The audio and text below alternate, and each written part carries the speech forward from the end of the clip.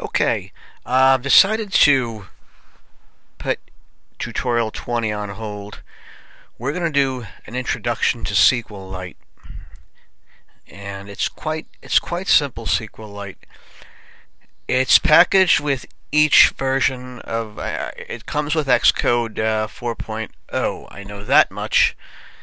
Um, and let's go to Firefox. Now, there's an add-on in Firefox. I have it under my tools, the SQLite Manager. And you have this little manager in SQLite. We're going to create a new database here. You can get this SQLite Manager. I'm just going to go over here for a minute.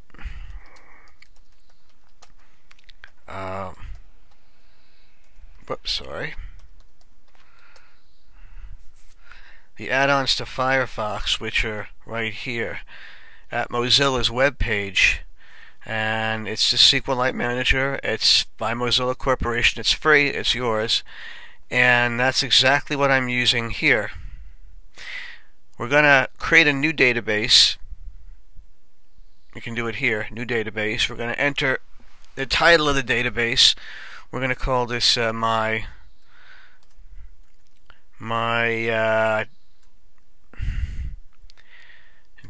database, we'll call it. Okay. And we're going to save that. We're going to save this right now on, I don't know. We'll put it on the desktop here.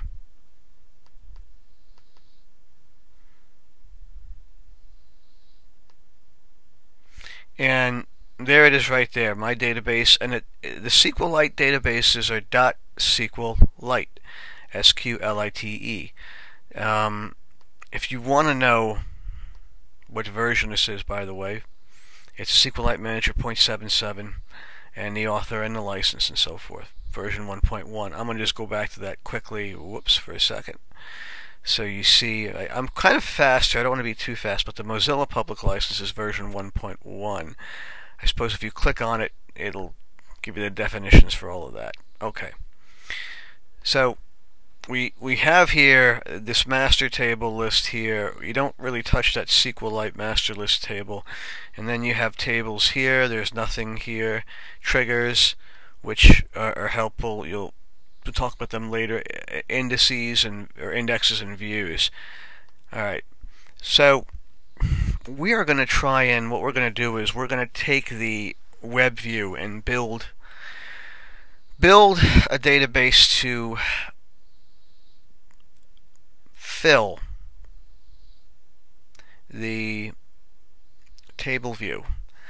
And we're going to create a new table here. You also have tabs here. Execute, you can write code, or a structured query language here that will actually run it, and it'll actually run. And thus you can create tables and triggers and so forth. This is a browse and search, and this is a structure. Okay. Also, there's icons here to create a table. Right? You can create a table here. I'm just going to go back to those icons again. You can create a table, drop a table, which means to delete it, create an index, and drop an index.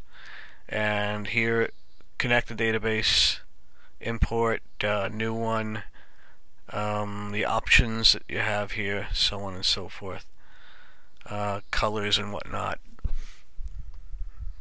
We're going to create a table right now. The convention for anything with database work that I find is when you're looking at, and I learned this early on, believe it or not, because I started writing Visual Basic applications for Microsoft Access, and there is a coding, or I should say a naming convention for those databases that allow you to understand what you're dealing with. If you start naming these tables and columns or what we call fields, you can easily get confused. So I'm going to call this table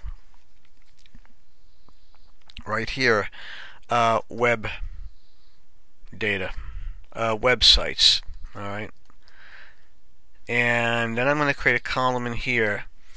The first column is going to be field. Again, FLD is for field, and we're going to call this WID. The type it's going to be is going to be an integer, or actually it should probably be a double, and it's a primary key, and allow no, we're not going to say no, and it's going to be unique. Now, we could have placed it as an integer if we want as well. Either one, it doesn't matter. Actually, we'll leave it as an integer. Double and an integer. These are the types of data types you can have in SQLite. An integer, which is a numeric value, 1, 2, 3, 4, 5, 6, 7, 8, 9, 10, all the way up to infinity.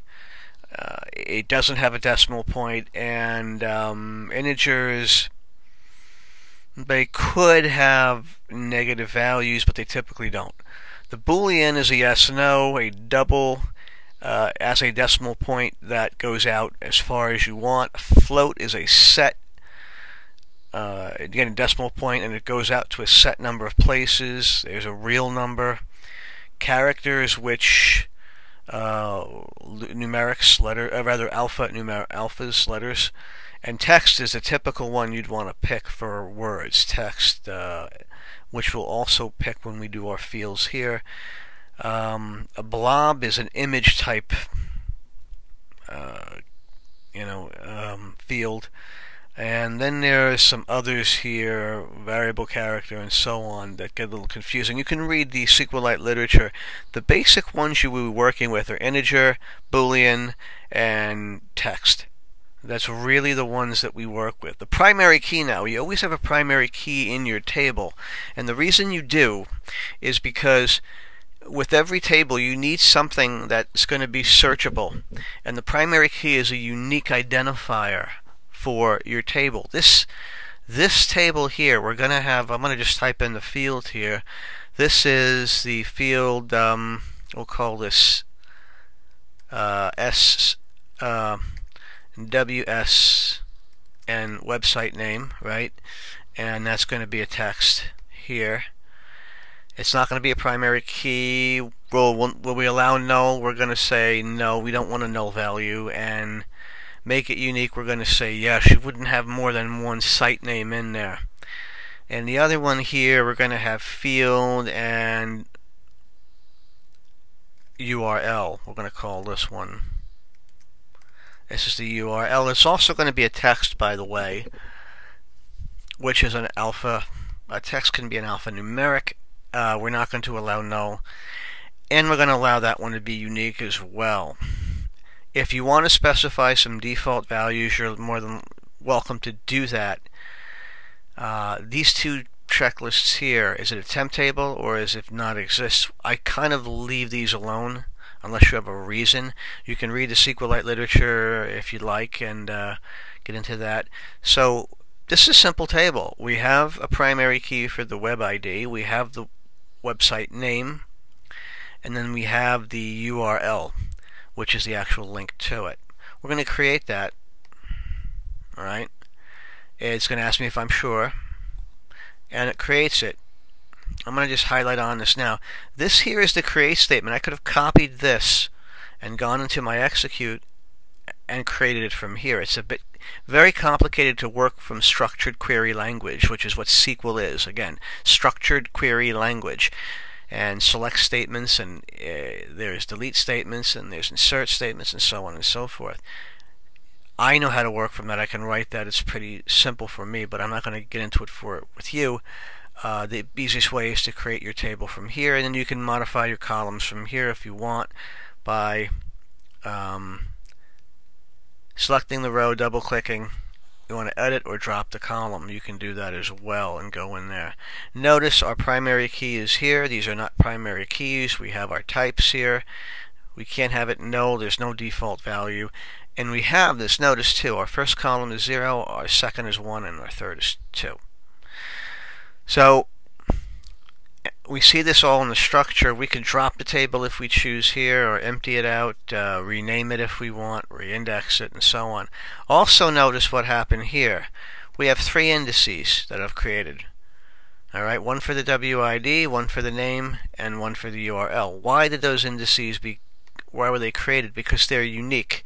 And whenever you specify something that's unique, you create an index for it. Indexes are great. They're searchable. They're very handy. All right. Just to play a little game here, in the browse and search here, this tab here, notice we're at table websites. I'm going to click add for a minute.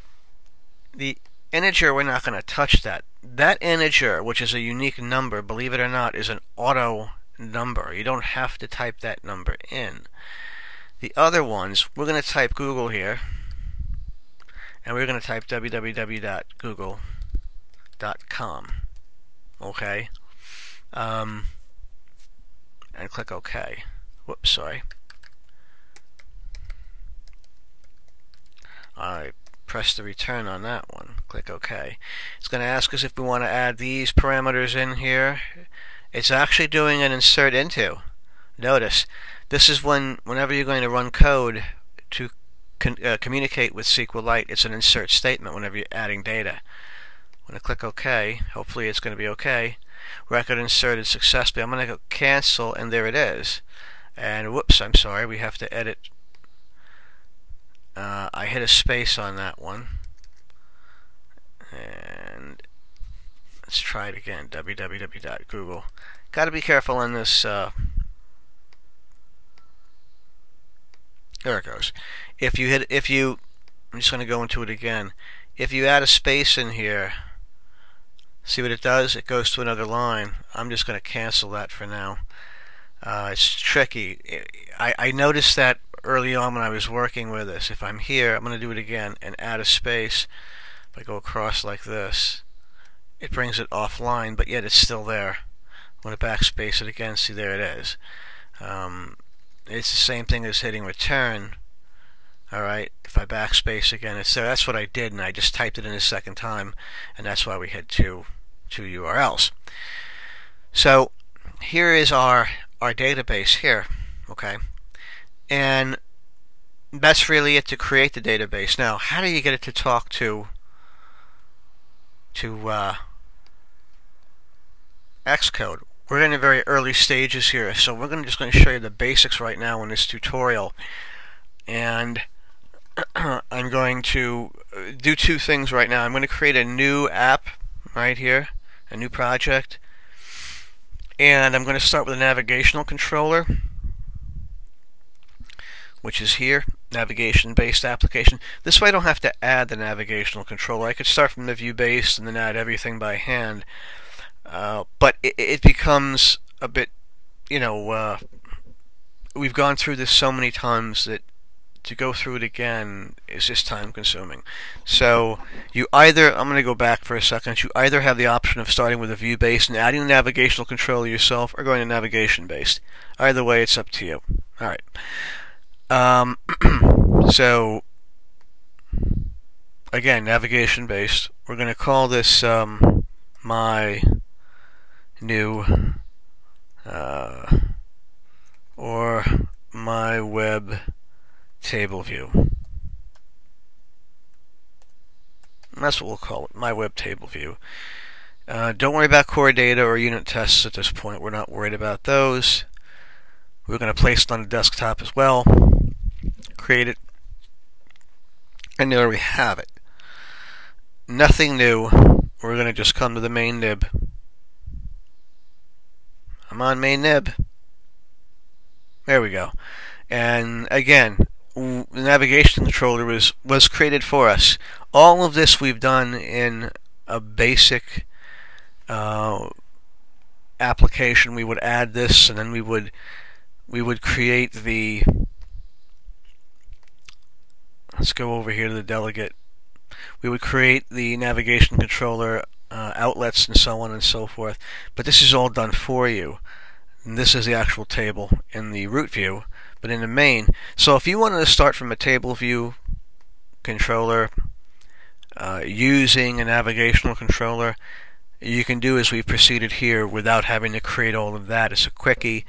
But if I had showed you this initially from the very beginning, from like tutorial 1, and this is the big problem with a lot of these tutorials is, well, where did I get that from? How did you do that?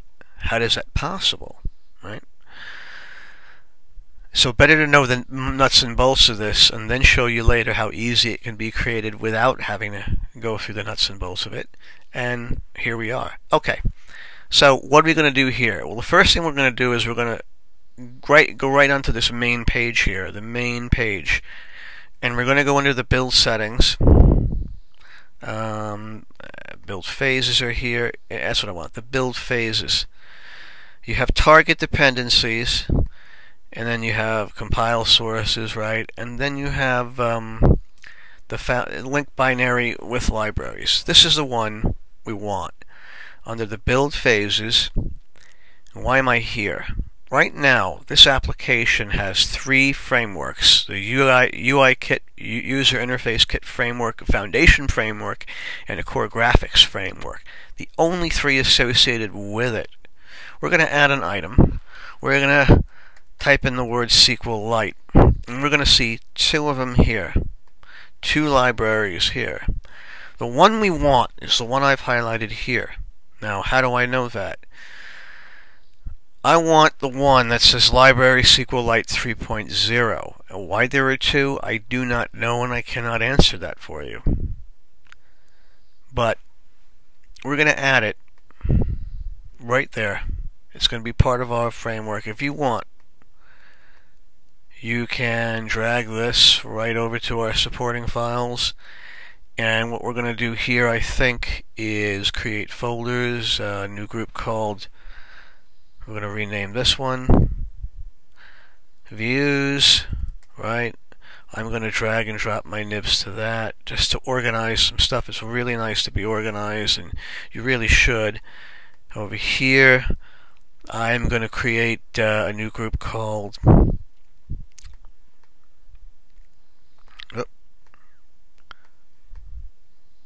come on. There we go. Data classes.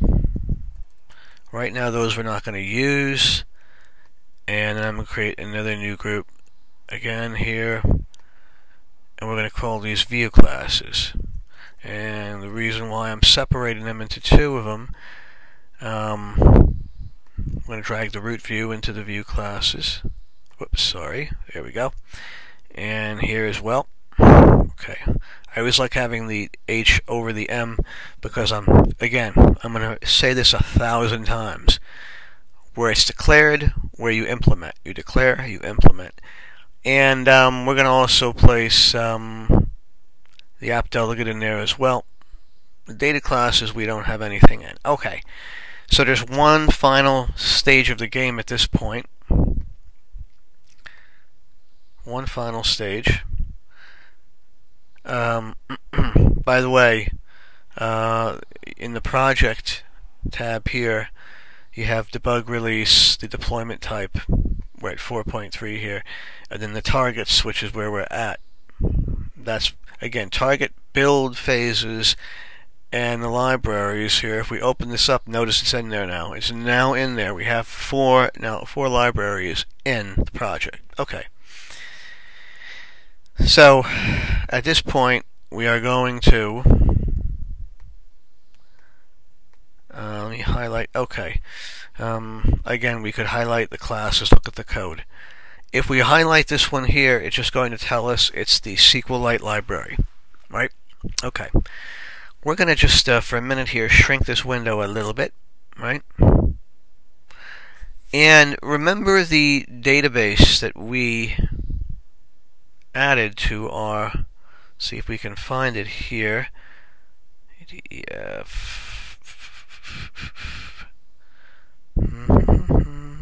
There it is, my database SQLite, right? Okay. If you recall, early on when I used images, I dragged them over and dropped them, and we got something like this. We're going to copy it into the folder. We want to keep the original here. Always copy it. Otherwise, you'll lose it. We're going to add it to the target my table view, and so on. Create groups for any folders. Our database is now in our application. If it's not there, we can't talk to it. Alright, here's a word of caution now. I'm going to tell you this now, and you're going to see this later. I'm not going to go any further with coding in this session. It's a lot to absorb right now. When you create an application with a SQLite database attached to it, part of our code is going to be to copy that database to the actual iPhone, iPod Touch, whatever it might be. Remember that. Part of the code will be to copy the SQLite database to the iPhone, iPod Touch, whatever it is. Why is this important? What you see in this window here is not, well, I should say, may or may not be the same as what is copied to the iPod or iPhone. What do I mean by that? If I were to build this application right now with the code to copy it, it would copy it to the iPod, iPhone. If I modify the database here, if I go in, and I can do that with this one here, I can go in here. I'm just going to show you here with my SQLite Manager, and I'm going to say open last one. No, I'm going to cancel that. I'm going to open up, I want to connect here with a database. Whoops, I'm sorry, I need to open a database. Where are we? Yeah, here it is. And I go into my desktop, and I go into my web table view folder here, and my database here, right? And we go into the table, right, which is here, which is what we created. This was all copied from the original one we created to the application in Xcode, and see that we have all of that information that was copied over. Now, if I change this here while it's in the Xcode folder, if I do that, think about this for a minute. I'm going to close it. If I do that, if I modify it here, alright, even if I run and build the application again, if I do it 100 times, but the application was built once, the copy that is on your iPhone or iPod is from the initial build of the code. Alright, we'll go through it again. If I build it once, whatever database is copied to my iPhone or iPod, alright, that is there permanently, so long as the application is on my iPhone or iPod. If I make modifications to this database here, it doesn't change what's on the iPod or the iPhone. I have to delete the application on the iPod, iPhone, and rebuild and recopy it. So let me close out here with that. We're going to do that on. We're going to do that in a. Let's try to do it in an open office example for you. I want to stress this now so you understand the dynamics. Let's do it in a drawing. The dynamics of it, right? Okay. Whoops, sorry. Go back. I want to. Okay. I'm going to take. Alright. I'm going to say that this is.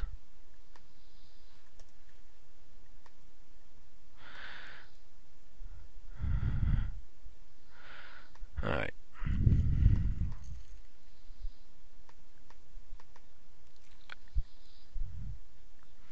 This is the SQLite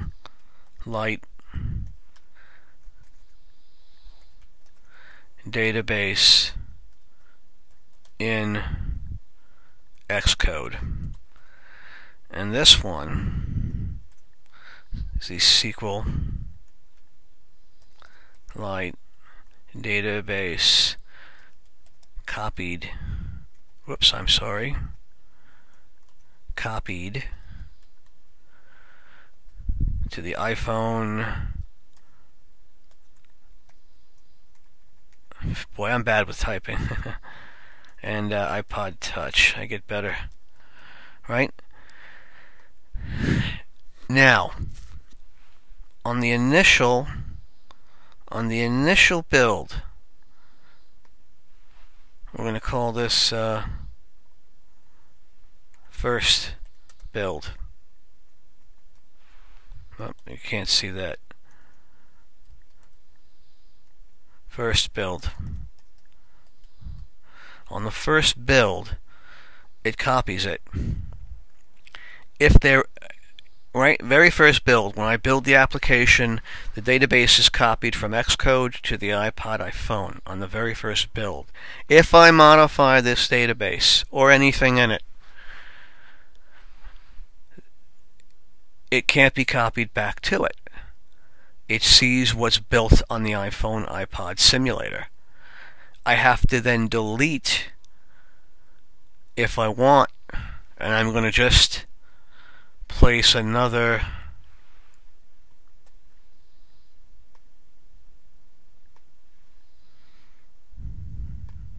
let's format this quickly. Can we change the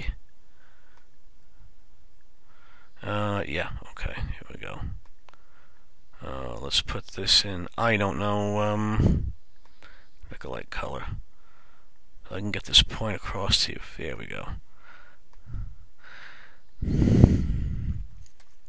New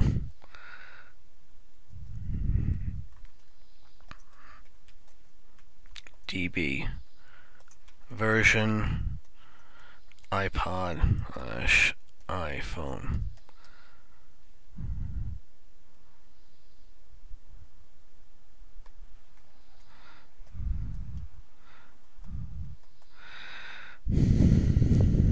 Alright, so what I then need to do here is I would need to delete this one. This one has to go. Or delete the application to be more precise. So I'm going to type in here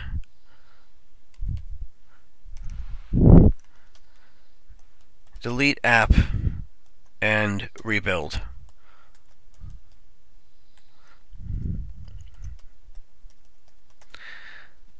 So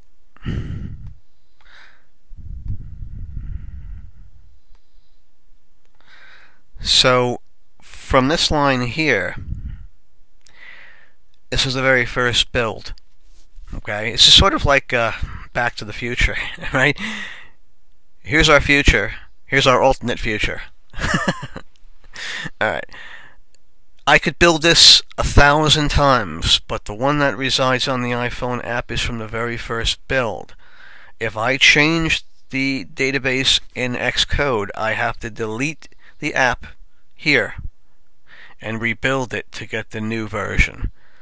So keep this snapshot with you. What it means is this. If you change the SQLite database in Xcode, and you can do that, you must delete the application that you have just placed on your simulator, which is where it'll be, and then rebuild. And then what happens is the new version will be placed there. And then what happens with this diagram is here that new version now becomes this one. Alright, it's now this version here. So I'm just going to put an arrow there just to sort of this now becomes this one, and then the cycle repeats itself. So if I want to then take off the new version I just put on, I've got to delete the app again, modify, rebuild. Delete the app, modify, rebuild. Delete the app, modify, rebuild. This issue with, it's not even an issue, but this behavior with SQLite databases means this. You can set up your SQLite database whichever way you want, but if you have to make a change to it for some reason, you have to delete the application on your simulator and then rebuild to see the changes. Now, there are other reasons why you wouldn't want to rebuild the application very much anyway, or do very many changes to it. The first one is Xcode is written specifically in mind with that application, and the fields and the tables and so forth. The statements that are written that pertain to it are specific. If you change things, Xcode can't talk to your SQLite database. Alright? There are changes that can be made that are minor, some minor structural changes or what have you, but it can't be too dramatic. Alright? And that's going to conclude our first introduction to SQLite. In the next tutorial, in our second SQLite tutorial, we're going to actually start writing some SQLite code. We're going to fill up the table view based on the items in the database, and we'll add a few more. We'll add a few more before we build it. We'll add them in using our manager, and you'll see how a table view is populated from SQLite. So I'll see you next time. Take care.